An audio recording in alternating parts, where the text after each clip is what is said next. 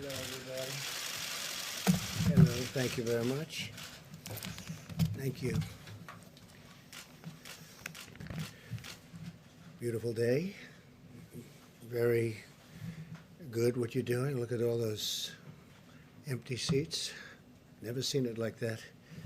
Oh boy, how the world has changed. How the world has changed, right? But it's going to end up being better than ever. I want to thank you very much for being here, and I'd like to update you on the steps we're taking on our ongoing fight to defeat the virus. This morning at 7:55, I spoke to the leaders of the G20, had a great meeting, and we have a lot of different ideas, a lot of good ideas. We're working together. The leaders gathered virtually around the world to discuss the whole subject of the problem that right now 151 nations have got.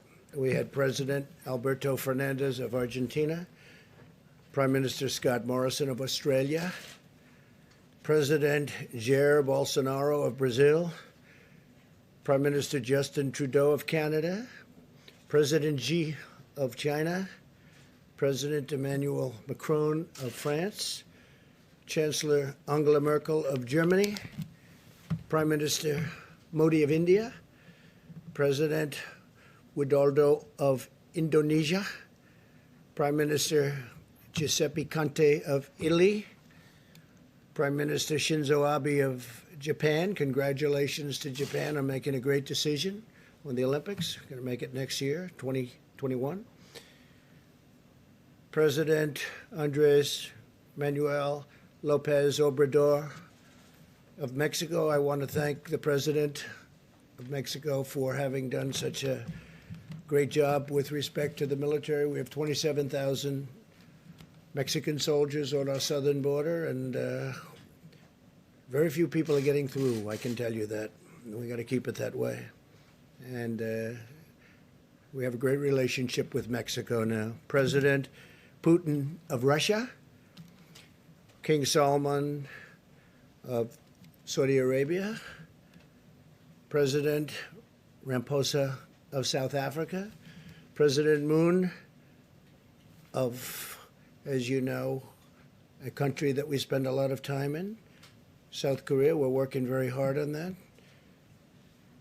Prime Minister Sanchez of Spain, President Erdogan of Turkey, Prime Minister Boris Johnson of the United Kingdom, President of the European Commission, Ursula von der Leyen, President of the European Council, Charles Michel, United Nations Secretary General Antonio Guterres, World Health Organization Director Tedros Adhanom, World Bank President David Malpass, and the International Monetary Fund Managing Director Kristalina Georgieva.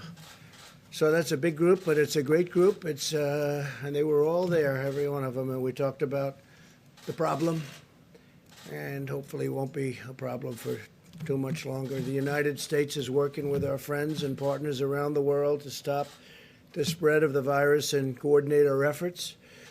We discussed how vitally important it is for all of our nations to immediately share information and data, and we've been doing that to a large extent, but we'll do it even more so, and to inform our, I guess you could say, form each of us on the fight that we've got going one way or the other. It's a little bit different, but we're handling it a little bit in different ways.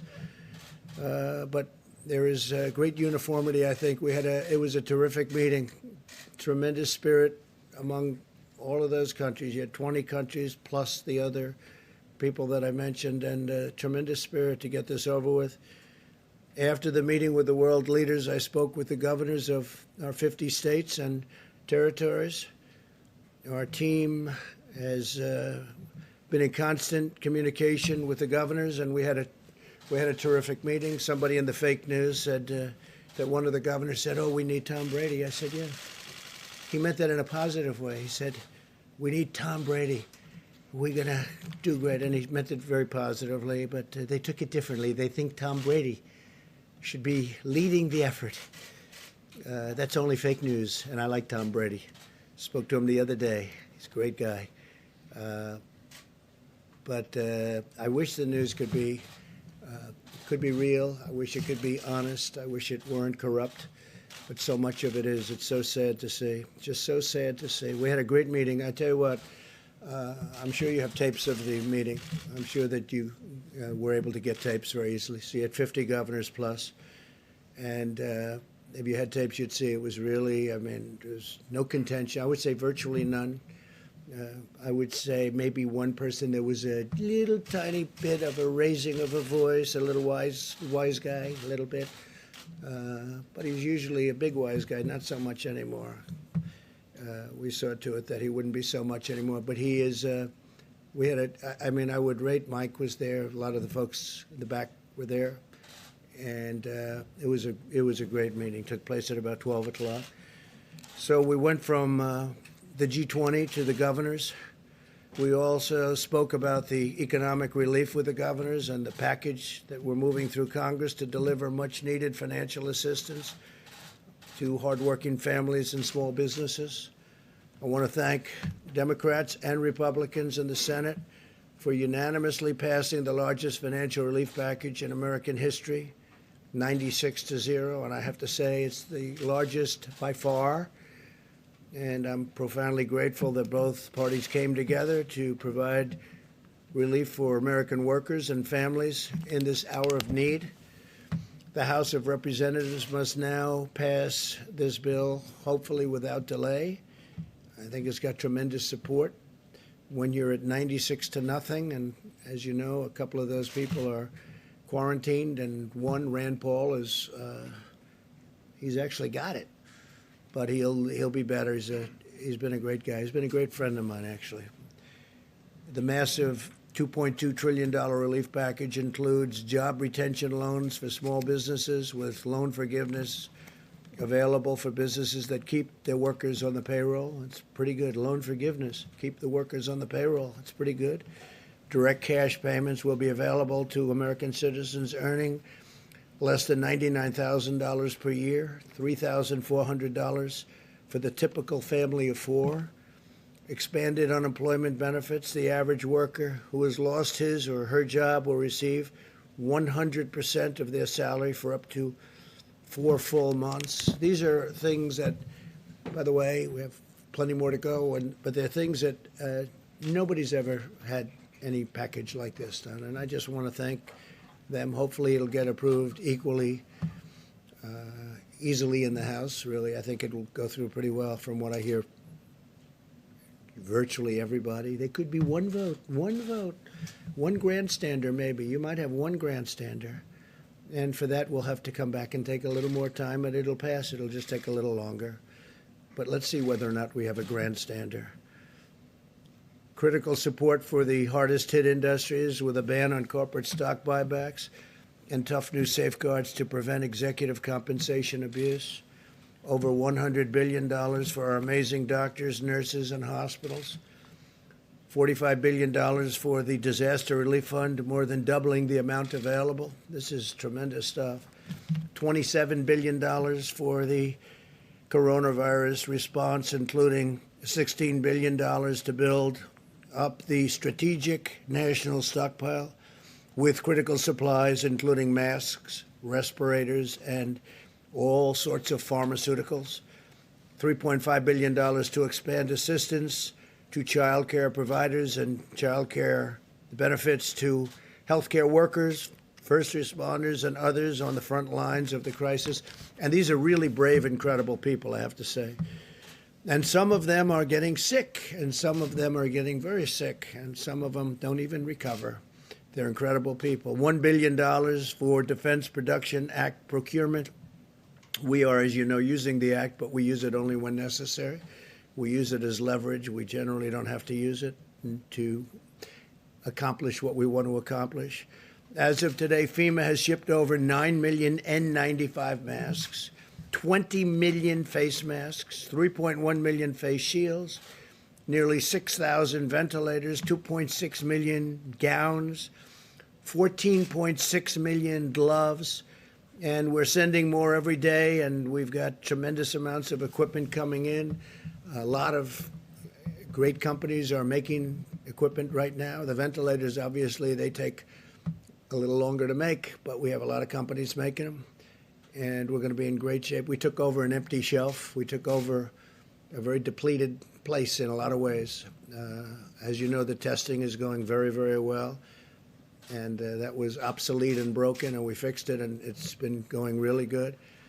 And I think, very importantly, the stockpile, we're really filling it up, and we fill it up rapidly, but we get it out. Sometimes we have it sent directly to the states instead. And again, the state has to be doing this kind of a thing also. We're sort of we look from behind a little bit, and we look at how are they doing, and if they need help, we do it. But it's their first responsibility. Sometimes they just can't get it. But we load it up and we send it out. But if we can, we have it sent directly to the state. We want it to go directly to the point where we want it. I can now announce something that I think is incredible, what they've done in the Navy, because the incredible naval hospital ship, the USNS Comfort, which is incredible, actually, when you see it inside, will be underway to New York City on Saturday. So it's going to be leaving on Saturday rather than 3 weeks from now. They did the maintenance quickly, and it was going to be there for quite a while longer, another 3 or 4 weeks, and it should be arriving. I told the governor 20 minutes ago, Governor Cuomo, that the ship will be arriving at New York Harbor on Monday. I think I'm going to go out and I'll kiss it goodbye. I'll go to, it's in Virginia, as you know, and I will go and we'll be waving together because I suspect the media will be following. John, are you going to be following? Maybe. You never know, huh? It's a very important vessel. Great ship. It's a great vessel, is right. So if you want to go, I'll see you there, and if you don't, that's okay. After being fully loaded with medical supplies, it's loaded up to the top, and it's over at the Norfolk Naval Base. That's where it departs. It is expected then to, we're saving about 3 to 4 weeks by the incredible work done by the Navy. And I actually look forward to Saturday to see it go. The ship will arrive, and I believe it's going to get a little bit of a ceremony. There's something very beautiful about it. It's an incredible piece of work.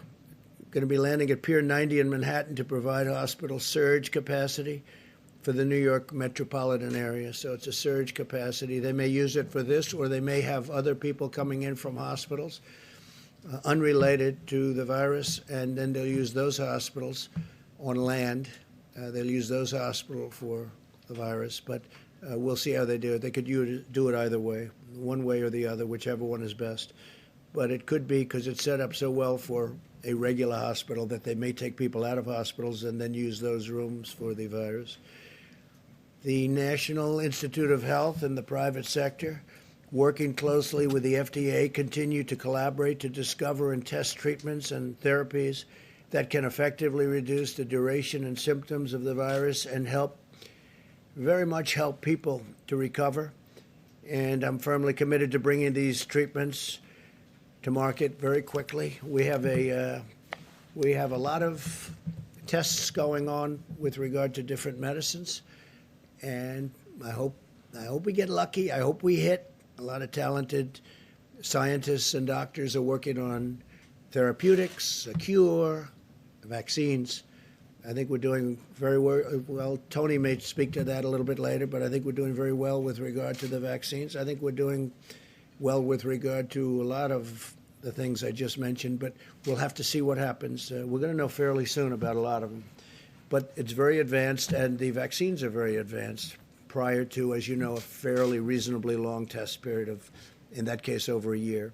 Every American should be proud of the incredible spirit our country has brought to this effort. It's been incredible. Citizens from all walks of life have come together to turn the tide in this battle. We're witnessing the extraordinary power of American unity like a lot of people have never seen. Even getting a vote. You're talking about trillions of dollars, and you get a vote of 96 to nothing. We are waging war on this virus using every financial, scientific, medical, pharmaceutical, and military resource to halt its spread and protect our citizens. I want to express our tremendous thanks to the American people for continuing to practice social distancing like you people are practicing right here. I don't know, this room may never be the same. Maintaining good hygiene and follow government guidelines. Vice President Pence lifts up that card every time. And it's not very complicated, but hopefully you can do that. And your commitment will make all the difference in the world. And that's one of the big ones will be, for a while, stay home. Just relax, stay home. Making a lot of progress. As we continue to gather more information and accelerate the testing, where we're doing record numbers of tests now, far more than any other country has done. I told you yesterday, 8 days here, because you heard so much about South Korea. The media kept talking about South Korea, South Korea. We have a great relationship with President Moon in South Korea. But when I hear so much about South Korea, so in 8 days, we do more testing than they did in 8 weeks. And it's a very highly sophisticated test. We'll be able to deploy even more data-driven and targeted approaches to slow the ultimately, it's a very devastating thing, but we will vanquish this virus, and it's a lot of progress has been made. That's why earlier today I sent a letter to America's governors describing how we will be using the data to update existing guidance on social distancing, which will be developed in close coordination with our nation's public health officials and scientists. Because of the sacrifices of our great doctors and nurses and healthcare professionals, the brilliance of our scientists and researchers, and the goodness and generosity of our people, I know that we will achieve victory and quickly return to the path of exceptional health, safety, and prosperity for all of our citizens. We have to get back to work. Our people want to work. They want to go back. They have to go back. And we're going to be talking about dates. We're going to be talking with a lot of great professionals.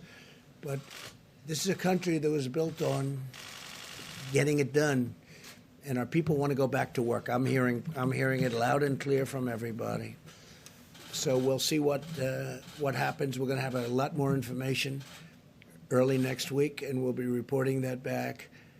But I just want to leave it with you. We have to go back.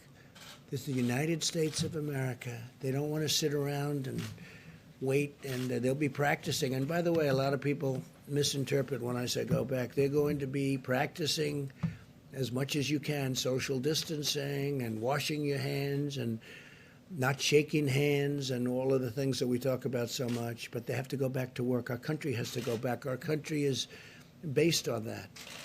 And I think it's going to happen pretty quickly. A lot of progress is made, but we got to go back to work. We may take sections of our country, we may take large sections of our country that aren't so seriously affected, and we may do it that way, but we've got to start the process pretty soon. So we'll be talking to you a little bit more about that next week. And with that, if you have any questions, you could ask, and then I'm going to have Vice President stay behind, and he's going to take questions and also introduce some of the people. You could ask them some questions. John, please. Mr. President, unemployment numbers out today, 3.3 million. Yeah. I take it not a surprise. No, not at all. But still a staggering number. Oh, I'm sure. wondering about your perspective on that. Well, it's nobody's fault, certainly not in this country. Nobody's fault. We got very lucky when we made a decision not to allow people in from China at a very early date. I say that because some people don't want to accept it, but this was a great decision made by our country. Or there's the numbers that you're talking about. We're a big country. That'd be far greater, far bigger. So when I heard the number, I heard it could be 6 million, could be 7 million. It's 3.3 or 3.2.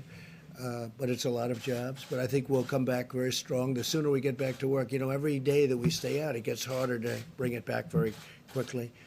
And our people don't want to stay out. So I know those numbers, John, but I think you'll see a very fast turnaround once we have a victory over the hidden enemy, as I say. It's a hidden enemy. sometimes a hidden enemy is a lot tougher than somebody that stares you in the face, right? So we'll see what happens. But, I mean, they're fully expected numbers, at least. Steve, please. There's a U.S. proposal to deploy some troops along the Canadian border. Yeah. And Prime Minister Trudeau is complaining about that. Why is that necessary? Well, we have very strong deployments on the southern border, as you know, with Mexico, and we had some troops up in Canada, but I'll find out about that. I guess it's equal justice to a certain extent. But in Canada, we do have troops along the border. You know, we have a lot of things coming in from Canada. We have trade, some illegal trade that we don't like. We have very strong sanctions on some. We have very strong tariffs on dumping steel. And we don't like steel coming through our border that's been dumped in Canada so they can avoid the tariff. You know, I charge a lot of tariff for the steel. And it's been great for our steel companies because now they can really go. You look at what's happened with steel, it's been pretty incredible. But we've taken in billions and billions of dollars in tariffs on steel. And much of it comes in from China, but they can come through the Canadian border too. So we're always watching for that. If I'm reading the numbers correctly, the United States now has surpassed China as the country with the highest number of virus cases. Does this surprise you at all? Is it following a predictable trajectory? No, I think it's a tribute to our testing. You know, number one, you don't know what the numbers are in China. China tells you numbers, and I'm speaking to President Xi tonight, I believe, and we'll have a good conversation, I'm sure. But you just don't know, you know, what are the numbers. But I think it's a tribute to the testing. We're testing tremendous numbers of people. And every day, the way the system works, and I want to thank especially Roche has been fantastic, great company. They've done a tremendous amount. Deborah was telling me before that they've really stepped up to the plate and done great, as have other of the companies, but it seems that they're really doing it particularly well. So, you know, we'll see what happens there, but it's a tribute to the amount of testing that we're doing. We're doing tremendous testing, and I'm sure you're not able to tell what China is testing or not testing. I think that's a little hard. Yeah, Mr. President, on the 3.3 jobless claims, you just suggested it could 6 to 7 million. A lot of those workers. No, I didn't say that. No, you're wrong. I didn't say that. I said some people were projecting that it would be 6 or 7, and it's, I believe, 3.3. Came in at 3.3. Yeah. Millions of Americans out of work. Some of them will be losing their insurance. What's your plan to make sure, through no fault of your own, as you just mentioned, that they stay insured? Are you willing to plus up the subsidies for some of the exchanges under Obamacare, expand Medicaid? What's being considered? So, well, I mean, the things I just read to you are being considered, and other things are being considered.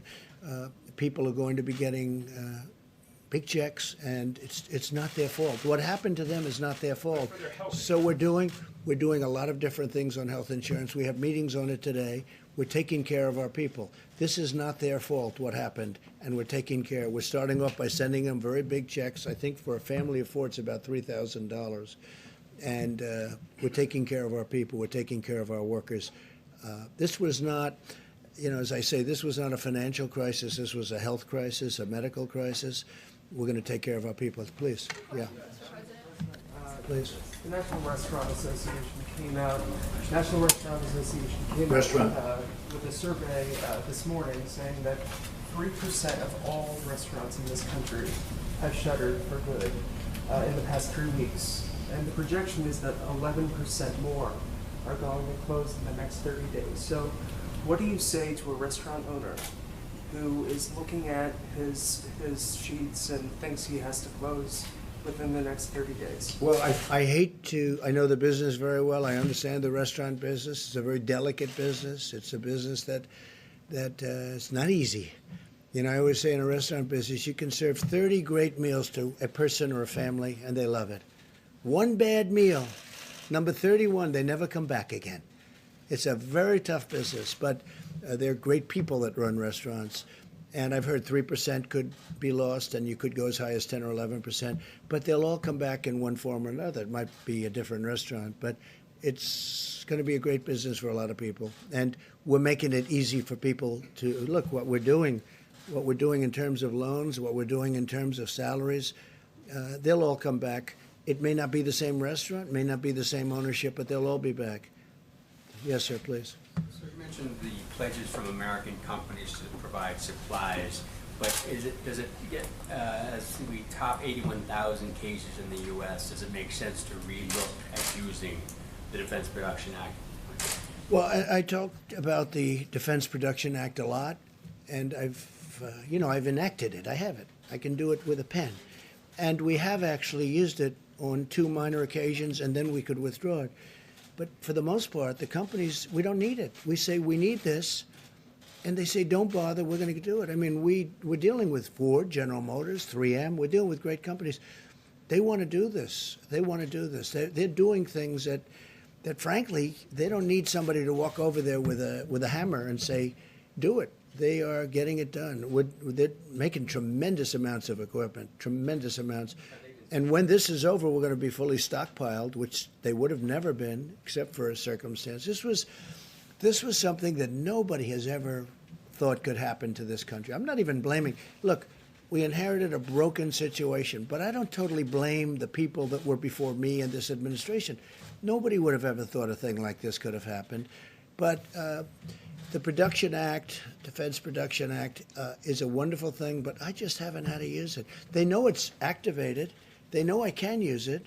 Maybe that frightens them a little bit. You know, it's got tremendous power, but I haven't had to. Please. Thank you, sir. A question for me, and then another question, if you'll let me, for some of my colleagues who are social distancing. Where are they? They're all outside trying to get in, I know. The first question has to do with cruise liners like Carnival and Royal Yeah. Caribbean.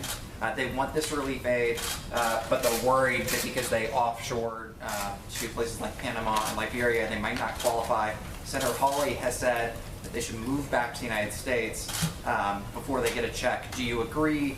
Should they pay U.S. taxes to get U.S. taxpayer relief? So I'm a big fan of Senator Hawley, and I also like the idea.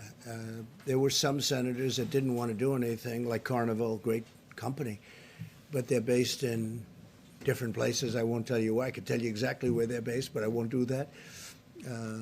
But they're based in actually more than one places. You know, ships are registered at different locations. I do like the concept of perhaps coming in and registering here, coming into the United States. It's very tough to make a loan to a company when they're based in a different country. But with that being said, they have thousands and thousands of people that work there, and maybe almost as importantly, that work on shore, filling these ships with goods and products. And the cruise line business is very important. And I know Carnival, what a great job they do, Mickey Harrison. And I would think that we could stick with Senator Hawley and maybe really look at that very seriously. Look, it's a big business. It's a great business. It's a business that employs tremendous number of people outside of the ship itself. I mean, you look at these ports. It's loaded up with shops and people that are involved with the ship. So we're going to work very hard on the cruise line business, and we're going to try and work something out. But I like the concept. Yeah, go ahead. Second one. Thank you, sir. The Senate bill includes aid that's directly tied to the airlines. And since before the pandemic, Boeing was already suffering from the losses of 737 Yeah, MAX sure. airplanes. Do you think it's appropriate to use this legislation to sort of provide them with $17 billion of aid on top of $25 billion that they could qualify for as a passenger airline, and then another $4 billion that they could qualify for as a cargo airline? Is that fair? So the airline business is a very tough business. Over many years, it's been very, very tough. It's got everything. It's got labor. It's got very strong, powerful, you look at the cost of these airliners. Everything is tough, very highly technological. You look at how complicated, how complex. It's got unions. It's got everything. The airline business, generally speaking, has unions. It's a very tough business, always been a very tough business. With that being said, we have to keep our airlines going.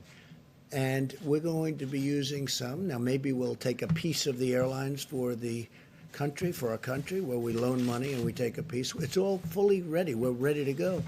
But if we didn't do that, we'd end up with no airlines, and we can't do that. The airline business is very vital to our country. It's a tough business. We have to understand that. So I could tell you other businesses that are different kinds of business. They're very good businesses. But airlines have always been very, very tough. Please. Questions for you, Mr. No, President. please. Two questions for you. Yeah, I didn't call you. I called this gentleman. Thank you, thanks a lot. On Monday. Who are you with? Did you speak with? Who are you with? I'm with Bloomberg. Yeah. Bloomberg News, Mario Parker. How's Michael doing? Good? Mr. President, on Monday, did you speak with Chinese President Xi before you urged Americans to not blame Asian Americans for the coronavirus? We noticed that you backed off of that language. I know you're speaking with him again No, I didn't. tonight. I'm speaking to him tonight. It's scheduled to go tonight. I'll have a call with President Xi of China. Very good relationship. No, I didn't like when they came up, and it wasn't him. Somebody at a lower level, mid-level, we found out pretty much. But they made a statement that our soldiers brought it into China. No, it came from China. And, you know, we just signed a very big deal with China. They're paying us a lot of money in tariffs and other things. They never paid us 10 cents. Look, China has taken advantage of the United States until I came here with Sleepy Joe Biden and Obama and Bush and everybody else. I'm not blaming them. I'm blaming everybody. They were allowed to $500 billion a year they were taking out. We had trade deficits that were so large, nobody's ever seen anything like it. And we've changed it. Look, now we're taking in billions of dollars, and we gave some to our farmers because China, you know, they targeted our farmers. And our farmers are very happy, and our farmers got through a very rough period because of what I was able to do. Took the money from China and gave it to the farmers, and we had plenty left over after that. Now we're going into a phase 2 negotiation with China, but we're getting 25% on $250 billion, and then we're getting a lot on money after that. So we've never had a deal with China. China took advantage of the United States. And you know what? I don't blame China for that. I blame the people that were right here because they should have never allowed it to happen. But the relationship with China has been a very good one. John? Mr. President, did President Xi ask you to calm that language down or to not use that language? He never asked me to comment on it. No. Somebody might have spoken to somebody, but nobody spoke to me about it. Mr. President, I think it was time, though, because, you know, I talk about the Chinese virus. And I mean it. That's where it came from. You know, if you look at Ebola, if you look at all Lyme, right, Lyme, Connecticut, you look at all these different horrible diseases, they seem to come with the name, with the location. And this was the Chinese virus. But I don't have to say it. If they feel so strongly about it, we'll see. But, you know, we have... we just made a great deal with China, great hopefully for both parties, but we made a deal with China and we're going to do another one, it looks like. They want to do it very badly. Maybe they'll want to wait, like Iran. They want to wait to see whether or not Trump gets beaten in the election, because would they love to negotiate with Biden or somebody else other than me? They would love it. That's their best dream in the world. So many others. So there are some that maybe are, you know, waiting till after November 3rd, the election day. But I think we're doing very well. It would be sad if we blew all of the advantages that we have right now, because we've made unbelievable trade deals, whether it's Mexico, Canada, Japan, South Korea, China, and others. We have changed the whole thing around. Please. Mr. President, earlier today you sent a notification letter to the nation's governors saying that you will soon come out with new guidelines about social distancing and other items. Do you have any data yet to suggest which specific areas of the country may have their guidelines relaxed, Yeah. which areas of the country may have their guidelines I think tightened? Deborah will talk to you about that, and Tony in a few minutes. But I think we'll start talking about that because we have to open up. We can't say, let's close. People don't want to close, John. I say it again and again. The reason I do, because I want you to report it eventually. Go ahead, Steve. How would that work without widespread Go ahead, Steve. testing, though, Mr. President? From President Xi tonight, what do you want to talk to him about? Yeah, it's his call. I mean, I'll talk to him whatever he wants to. I mean, you know, we'll have, I think, a very fruitful call. We'll have a good call tonight at 9 o'clock, please. Is it about the virus, though, sir? Yes, in the back. We'll be talking about that. Yeah, we'll be talking about the virus. Thank you. Yeah, in the back first, please. Thank you, Mr. President. Despite the jobless claim numbers today, the market rallied again. It's up over 4,000 points the last 3 days, marking, record. yeah, the largest chart since 1931. Do you think that the economic uncertainty has passed? Given the market? No, not yet. It hasn't passed, but it's come a long way. I think they think we're doing a really good job in terms of running this whole situation having to do with the virus. I think they feel that. I think they feel the administration, myself and the administration, are doing a good job of keeping, very importantly, people informed, because there was a great fear. And a lot of good things are happening. The mortality rate is at in my opinion, you'll have to speak to Deborah, Tony, all of the others, but in my opinion, it's way, way down. And that takes a lot of fear out. You know, it's one thing to have it, it's another thing to die. You know, when I first got involved, I was being told numbers that were much, much higher than the number that seems to be. And remember that people that have it, many people have it. I just spoke to 2 people. They had it. They never went to a doctor. They had it, absolutely had it. But they never went to a doctor. They never went to anything. They didn't report it. You have thousands and hundreds of thousands of cases like that. So you have to add that to the caseload also. And the people that actually die, that percentage is a much lower percentage than I ever thought. That's one of the reasons I say, look, we're going to beat this and we're going to get back to work. Yes, please. More news from your administration today. The DOJ announced charges against Nicolas Maduro for drug trafficking. They've designated him as a Sounds narco-terrorist. appropriate. It's also expected that Venezuela is going to get hit really hard by the coronavirus. Does the administration see this as a weak point for the Maduro regime? We don't look at a weak point. This is a serious problem for over 150 nations, the virus. I would say this, Maduro and Venezuela, we're watching it very closely. We'll see what happens. But that is correct. Those charges were made. Please. You said a moment ago that you used the Defense Production Act on 2 minor occasions. Yeah. What were those? We will give you that notification. We'll let you know. Okay? Can I follow up on John's question about the classifying for counties? A lot of these areas have not done testing yet. Is it safe to say that the current guidelines will be extended into next week? Will you wait to change those guidelines until you have the data yet? I want those guidelines to go even when we're open and fully operational. And frankly, much of the guidelines, like shaking hands, maybe people aren't going to be shaking hands anymore. You know, Tony had mentioned to me, Tony Fauci, the other day that I don't think he would be too upset with the concept of not shaking hands. He was saying that the flu would cut down, the regular flu would be cut down by quite a bit if we didn't do that, if we didn't shake hands. You know, the regular flu, of which, you know, you have a lot of deaths and a lot of problems with that too.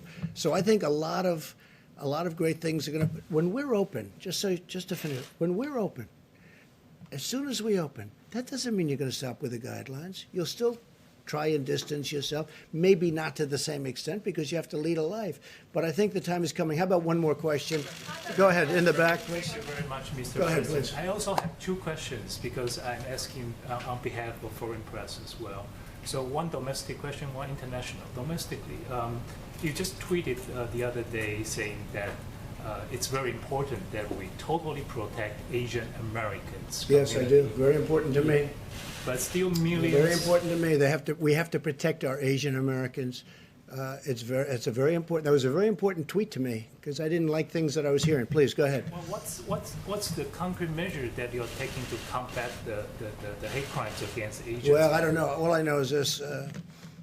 Asian Americans in our country are doing fantastically well. I'm very close to them, as you know, and they're doing fantastically well, and I think they appreciate the job we're doing. But I did want to put that statement out, the social media statement, because to me, Asian Americans are a great part of our country. Thank you all very much. We'll see you soon. Thank you. I've got 2 questions for you, Mr. President. On your guidance of county by county, how does that work, Mr. President? Will people be able to go from county to county if it's high risk and low risk? Well, good afternoon, everyone. The White House Coronavirus Task Force met today. We continue to move out on President Trump's directive to slow the spread with mitigation, to advance and expand testing across the country, and to work on the critical supplies that our healthcare workers in our nation needs. Today, the President convened the nation's governors, all of the states and territories, and reiterated to them that with FEMA in the lead, our approach is, our response to the coronavirus in this country is locally executed. Healthcare workers, local public health officials. It is state managed, and it is federally supported. We took the opportunity to thank all of the governors across the country, our states and territories, for their incredible leadership and the partnership they've forged with this administration. We were able to confirm that 10 major disaster declarations have been issued, most recently to New Jersey, North Carolina, Florida, Texas, and Illinois. We spoke to them about the importance of the economic recovery legislation that will come before the House of Representatives, we believe, tomorrow midday. And we're grateful for their efforts in working for that unanimous bipartisan vote in the United States Senate last night. In addition to direct payments for American families, the average family of 4 will receive a direct payment of some $3,400. They'll also receive payroll report. Many of the small businesses, even those restaurants that you just spoke about, will now be able to keep people on the payroll for a period of months, even if the restaurant or the business is not open. With the governors, though, we talked about the $150 billion in direct aid to the states, $100 billion in direct assistance to hospitals, and of course the expansion of unemployment benefits to make sure that our states have the resources to meet the challenges that were so evident in those unemployment numbers this morning. On the subject of testing, pleased to report the testing is available in all 50 states. And in partnership with commercial labs across America, this morning we received word that 552,000 tests have been performed and completed all across the United States. We want to thank the American Hospital Association and hospitals across the country that are just now beginning to report in a fulsome way the results of those tests. When the President signs the law tomorrow, it will actually be required by law. But as Dr. Birx and Dr. Fauci have explained many times at this podium, it's so important that any hospital or any lab that's doing testing report back to the CDC and FEMA so we have full visibility to provide the President with the very best counsel. Good news today on testing. Abbott Laboratories submitted to the FDA today a request for approval of a point-of-care test. This would be the kind of test where you could go to your doctor. You could get the test done there at your doctor and have the results in no more than 15 minutes. Dr. Steve Hahn will be here tomorrow to talk about progress in evaluating Abbott Laboratories' point-of-care test. Also, speaking of the FDA, on the subject of swabs, the FDA did announce earlier this week that testing symptomatic patients by swabbing from the front of the nose is perfectly appropriate, and it's already begun across the country. It allows for self-collection, and it also relieves the burden on healthcare protection. It saves personal protective equipment from being expended when people can administer a test themselves. And Dr. Birx will speak about the importance and the availability of swabs. With regard to supplies, you heard the President speak about what we have already shipped out from the National Strategic Stockpile. More than 9 million N95 masks for healthcare workers, 20 million surgical masks, 6,000 ventilators, and millions of gloves and gowns and face shields. In addition to that, we are working with a number of suppliers to manufacture ventilators, even while we work with state leaders to assess not just what ventilators are available in their state hospitals, but what ventilators are available in private hospitals across their state. And governors across the country are doing great work evaluating the full supply of tens of thousands of ventilators that are available. Let me also say thank you to the American Society of Anesthesiologists and Dr. Mary Peterson. The American Society of Anesthesiologists actually produced a video. Tomorrow they will host a webinar for healthcare workers to demonstrate how the devices that anesthesiologists use can be very easily converted into a ventilator that's appropriate for a patient struggling with respiratory ailment like the coronavirus. And we're very grateful. This actually adds tens of thousands of devices to the supply, and we're all truly grateful to Dr. Peterson and the whole association for their full cooperation. With 5 of 10 counties in the country being the top counties for coronavirus being in the New York City metropolitan area, let us reiterate our recommendation that any resident of the greater New York City area who has traveled elsewhere in the United States, please check your temperature, mind your health, and self-isolate for 14 days. What we don't want, again, with 5 of the top 10 counties for coronavirus being in the greater New York City area, we don't want anyone, and no one would want to, inadvertently carry the coronavirus to a community or to a family member inadvertently because they've come out of that community. So again, as Dr. Fauci said recently, if you've come out of New York over the last several weeks, before the mitigation measures are put into effect, in particular, check your temperature, mind your health, and self-isolate for 14 days. It is inspiring as I prepare to introduce Dr. Birx to talk about the data that we're monitoring on a regular basis, and Dr. Fauci to talk about mitigation. Let me conclude by saying how inspiring it is to see the way America and the American people are responding to this moment. We all were awakened this morning with record unemployment numbers, not unexpected during the time of national crisis that we are facing. But what you may not know is that while there were some 3 million plus new unemployment claims, Walmart announced they're hiring 150,000 new associates through the end of May. Amazon, a few weeks back, announced they're hiring 100,000 additional warehouse employees to meet a growing demand at Amazon for online purchases. CVS Health is going to provide bonuses to their employees working with patients and hire 50,000 workers. And Pizza Hut, I'm told, is planning to hire more than 30,000 permanent employees. And that's just a short summary of a list that totals almost 500,000 jobs that have been announced by businesses around America. And it's not just been about jobs, it's been about generosity. Anheuser-Busch is making a $5 million donation to the American Red Cross to support first responders. OYO Hotels is offering doctors, nurses, and first responders free rooms at any of their 300 hotels all across America. And the pharmaceutical company, AbbVie, is actually donating $25 million to the International Medical Corps and to Feeding America.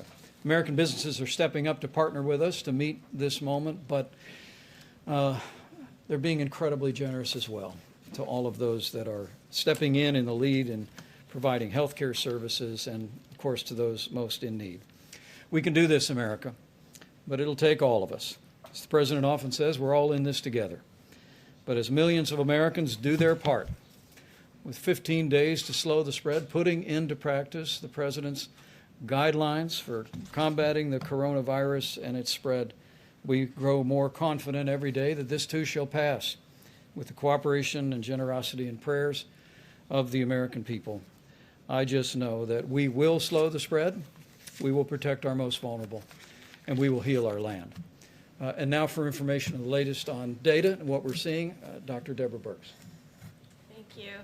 Thank you, Mr. Vice President. So just as a summary of where it looks domestically, I won't talk so much about the global issues at this time. We do have 19 out of our 50 states, to be reminded, that had early cases but have persistently low level of cases, and at this point have less than 200 cases. So that's almost 40% of the country with extraordinarily low numbers, and they are testing. Some of our governors have been very adamant about their need for test kits. We have gotten them test kits. When we had Abbott add about a week ago to the test kits, we've been able to open up additional test kits for states that want to do surveillance and want to do contact tracing. These 19 states are doing still active containment. They're at 200 cases despite the fact that they've been measuring them over the last 3 to 4 weeks. Still, though, 55% of all cases and 55% of all new cases continue out of the New York metro area. That's the New Jersey part and New York part in particular. I haven't added in Connecticut or other counties at this point. We are concerned about certain counties that look like they're having a more rapid increase. When you look at Wayne County in Michigan and you look at Cook County in Chicago. So we have integrated all of our information to not only look at where the cases are today, but how they're moving, so we can alert FEMA to where we think the next potential hotspot is. All of the counties that I've mentioned, the hotspots are in urban areas or in the communities that serve that urban area. And I think that's something very important to remember as we move forward. Because of the innovations within our private sector, we continue to have these new platforms added for laboratory testing. And these become critical platforms for states that have very low rates and very low rates needed to test. Why is that important? Some of these machines have wells and plastic plates that, in order to be effective, you have to put on about almost 96 samples. And others are made for 4 samples or 24 samples at a time. So what's critical for us to be able to do is to match the need to the county and state. And that's the role that we can provide advice on, because we get to see across the whole country and where those items are needed most. And so this is allowing us to adapt and adopt really allocation of tests or recommendations to state of what piece of equipment they may need. Of the 550,000 tests, you can do the math, but we're still running somewhere about 14% overall. That means 86% of the people with significant symptoms, because remember, you had to have a fever and symptoms to get tested at this point. So still 86% are negative. These are really important facts for the American people. I'm sure many of you saw the recent report out of the UK about them adjusting completely their needs. This is really quite important. If you remember, that was the report that said there would be 500,000 deaths in the UK and 2.2 million deaths in the United States. They've adjusted that number in the UK to 20,000. So 500,000 to 20,000. We're looking into this in great detail to understand that adjustment. I'm going to say something that's a little bit complicated, but I'm going to try to do it in a way that we can all understand it together. In the model, either you have to have a large group of people who are asymptomatic, who've never presented for any test, in order to have the kind of numbers that were predicted. To get to 60 million people infected, or of 6 million people infected, you have to have a large group of asymptomatics, because in no country to date have we seen an attack rate over 1 in 1,000. So either we're only measuring the tip of the iceberg of the symptomatic cases, and underneath it are a large group of people. So we're working very hard to get that antibody test, because that's a good way to figure out who are all these people under here and do they exist. Or we have the transmission completely wrong. So these are the things we're looking at, because the predictions of the models don't match the reality on the ground in either China, South Korea, or Italy. We are about 5 times the size of Italy. So if we were Italy and you did all those divisions, Italy should have close to 400,000 deaths. They're not close to achieving that. So these are the kinds of things we're trying to understand. Models are models. We're adapting now to the reality. There's enough data now of the real experience with the coronavirus on the ground to really make these predictions much more sound. So when people start talking about 20% of a population getting infected, it's very scary. But we don't have data that matches that based on the experience. And then finally, the situation about ventilators. We were reassured in meeting with our colleagues in New York that there are still ICU beds remaining, and there's still significant over 1,000 or 2,000 ventilators that have not been utilized yet. Please, for the reassurance of people around the world, to wake up this morning and look at people talking about creating DNR situations, do not resuscitate situations for patients. There is no situation in the United States right now that warrants that kind of discussion. You can be thinking about it in a hospital. Certainly many hospitals talk about this on a daily basis, But to say that to the American people, to make the implication that when they need a hospital bed, it's not going to be there, or when they need that ventilator, it's not going to be there. We don't have an evidence of that right now. And it's our job collectively to assure the American people that it's our collective job to make sure that doesn't happen. Right now, you can see these cases are concentrated in highly urban areas. There are other parts of the states that have lots of ventilators and other parts of New York State that don't have any infections right now. So we can be creative, we can meet the need by being responsive. But there's no model right now, no reality on the ground where we can see that 60 to 70% of Americans are going to get infected in the next 8 to 12 weeks. I just want to be clear about that. So we're adapting to the reality on the ground. We're looking at the models of how they can inform, but we also are learning very clearly from South Korea and from Italy and from Spain. Just a final, because I know many of you will look up my numbers.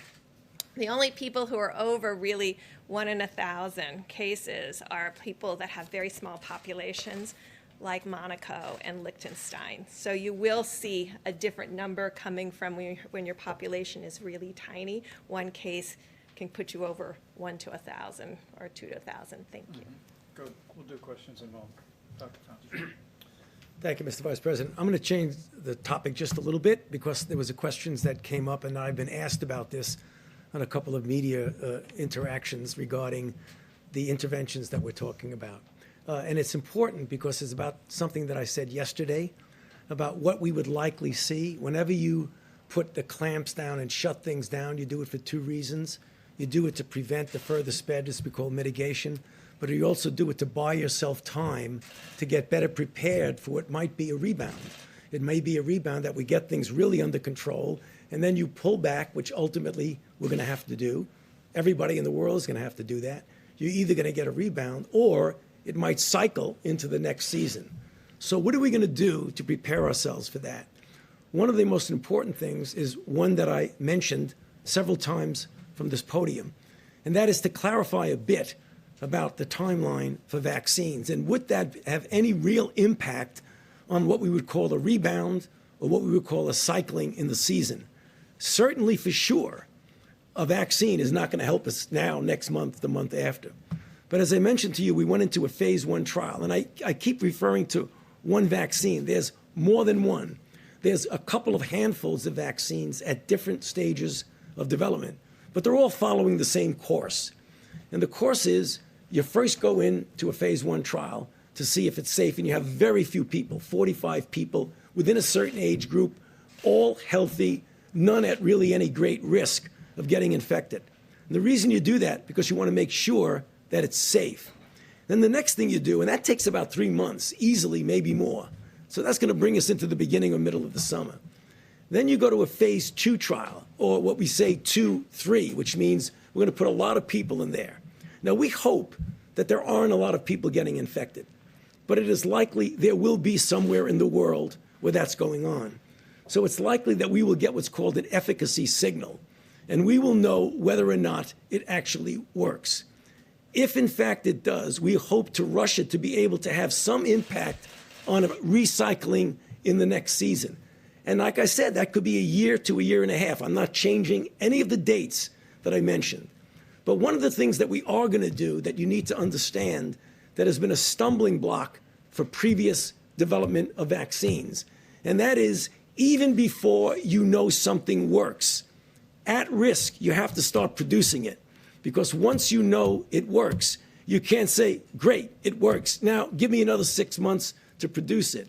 So we're working with a variety of companies to take that risk. We didn't take it with Zika. That's why, we have a nice Zika vaccine, but we don't have enough to do it because there's no Zika around. Same with SARS. So that's one of the things we're really going to push on, is to be able to have it ready if, in fact, it works. Now, the issue of safety, something that I want to make sure the American public understand. It's not only safety when you inject somebody and they get maybe an idiosyncratic reaction, they get a little allergic reaction, they get pain. There's safety associated. Does the vaccine make you worse? And there are diseases in which you vaccinate someone they get infected with what you're trying to protect them with, and you actually enhance the infection. You can get a good feel for that in animal models. So that's going to be interspersed at the same time that we're testing. We're going to try and make sure we don't have enhancement. So the worst possible thing you could do is vaccinate somebody to prevent infection and actually make them worse. Next, and finally, with regard, I'll get you to your question. Finally, with regard to therapies, I mean, we keep getting asked about therapies. There's a whole menu of therapies that are going into clinical trial. As I've told you all, and I'll repeat it again, the best way to get the best drug as quickly as possible is to do a randomized controlled trial so that you know, is it safe and is it effective? If it's not effective, get it off the board and go to the next thing. If it is effective, get it out to the people that need it. So you're going to be hearing over the next month or more about different drugs that are going to go into these randomized controlled trials. And I feel confident knowing about what this virus is and what we can do with it, that we will have some sort of therapy that give at least a partial, if not a very good protection in preventing progression of disease. And we'll be back here talking about that a lot, I'm sure. Thank you. Tony, you can take a question. You don't have to. If I could just go back to what you're saying about this idea of risk in a drug manufacturer, are you saying that at some point in the phase 2 trials, that if you're seeing some form of efficacy, that you may try to convince a laboratory to spool up production at that point so that there's a reservoir? Even before. When I go into phase 2, I'm going to find somebody that's going to make it. Well, partially the federal government, I think in some respects to de-risk it, but also investments by the companies. A lot of companies are not shy now about doing that. Usually when you do that at risk, John, you got to give some backup for them. And we've done that. We've put hundreds of millions of dollars into companies to try and make vaccines. I wouldn't hesitate to do that for a moment now. Have you ever had a conversation about that? On the county issue, talk about having low risk, medium risk, and high risk counties. Or for Dr. Burks. But there's no domestic travel restrictions. What's to prevent somebody from a high risk county going to a low risk county? Don't you risk creating a patchwork system, allowing more cases to slip through the cracks and the virus to spread in other areas of the country? I think this is a very important concept, and it's why we've really worked on messaging to the American people about these 15 days to stop the spread. Because part of this will be the need to have highly responsible behavior between counties. And I think the American people can understand that they will understand where the virus is because we'll have the testing data and where it isn't, and make sure that they're taking appropriate precautions as they move in and out of spaces. I think this will be critical for our future as we work together to really understand where the virus is and where it isn't in real time. Dr. Burks, I might just follow up on sort of your modeling. Everyone's talking about this Neil Ferguson study out of Imperial and how the modeling's changed. You last week said, or it was on Monday, that you talked about a serology test, something promising coming out of Singapore. Where are we on a serology test? The president said very quickly. And then is that what you need to do, some sort of community survey so you can get to some of these X and Z's so you can figure this all out? So we're talking to CDC right now. They are extraordinary in outbreaks and contact tracing. So they are going to be the workforce behind any new strategy that looks at counties that need to completely move into containment and surveillance and contact tracing. But part of what they're looking at now is where are these antibody assays. To be clear, there is antibody assays available right now, but they're by ELISA.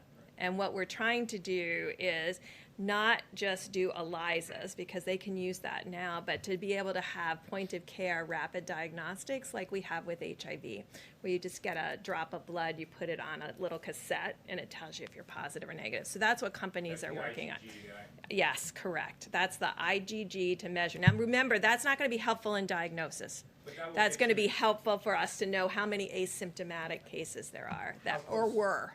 How close are we to figuring out what the asymptomatic rates are? Because that seems to be the big question here. It is a big question. It is a very big question. And so we have people, the FDA is working on that around the clock. They do have applications that are coming in. We put out a call for applications. I've been talking about it from this podium. If you have an IgG assay, rapid test, not an ELISA. I mean, you could do the ELISA today because the SARS the original SARS antigens react very well to the current COVID-19 antibodies that people have, but we're really working on that, both so that we could have therapeutics that could be plasma derived. So thank you, yes, we're very much focused on that. How soon would you be able to, how soon will you be able to classify these counties? Because there's a lot of testing that has not been done yet. Well, you know, there are states, and I just want to really recognize state and local health officials that behind all of this have continued to test and have continued to do surveillance. So we do have states that have been doing surveillance all along, who have been doing contact tracing all along. It never gets reported because it's not, you know, it's not that exciting that they've identified 10 cases. But there are states doing that and have been doing it throughout this entire outbreak, and that's why we have some confidence that that testing has been going on. We have to expand testing for surveillance. But this is that, we talked about it a little bit yesterday, the flu platform. So the flu platform is driven off of emergency rooms and hospitals reporting flu-like illness to their state and local governments. And that then will trigger the individuals to get tested. So we have a platform that states and local governments are completely used to. They're not used to doing it this late in the season. They'll do it usually through the end of March, but flu usually tails off a lot by April. So we're asking them to continue the activation of screening for flu-like illness. Now, that doesn't get to his question about where's the asymptomatics and how much of that. That helps us find cases and contact trace on systematic cases. Different guidance for the places, the counties that don't have the data yet? Will there be different CDC guidelines? So these are very early days of us trying to, what we're trying to do is to utilize a laser-focused approach rather than a generic horizontal approach. And I think in the 21st century, we should be able to get to that. Why am I confident that we can do that? Because we do that in sub-Saharan Africa right now for HIV. That's how we're stopping the epidemic there. So we've done it. We've done it in resource-limited settings. So I do believe we can transpose that approach here to the United States and be able to have, we have granular data down to a GPS coordinate of a site of a clinic and hospital. We think that same thing can be done in the United States. Quick question on the would you suggest restrictions to states for something like that? Like if there is a high-risk county and the restaurants are open in a low-risk county, wouldn't your fear be that people in that high-risk county go over to the restaurants? So these are dialogues that the federal government has to have with state and local governments, because state and local governments make those decisions, and that's what's been inspirational to me, of seeing how much the governors understand where they are in their epidemic and what they will need to do in the future. This is what we're trying to tailor. It requires us to have very clear data disaggregation at the county and state level, but I think you've been hearing from us, these outbreaks and clusters, we've been able to very well define to date. The one that was in King County, the one that is now in New York City, the one in New Orleans, the one in Wayne County. So, and we can see that spread throughout the region and those closely related counties. So this is what we're talking about, how to do surveillance, how to do contact tracing, and how to do each of these items to make sure that you prevent that spread. What's your timeline, do you think? What's your timeline for implementing guidance like this? Well, we have to get all of our data together. We owe it to the president. And we owe it to the president to be able to make that decision. So that's what we're working on right now, is getting that granularity. All right, guys, last question. I'll go to John for a second. I can speak to that, though. The president sent a letter to all the governors today indicating that, as every American recognizes, that the importance of 15 days to slow the spread, that we're approaching day 15.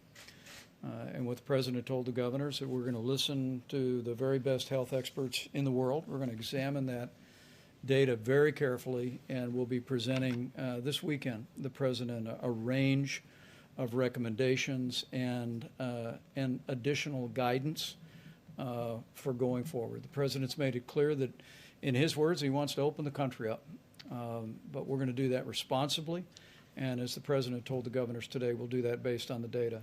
John, one last one. Mr. Vice President? I'll go to John, a little slip away.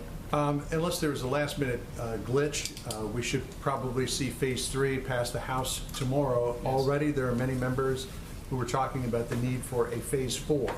Do you see the need for a Phase 4, and if so, what do you think should be addressed in it?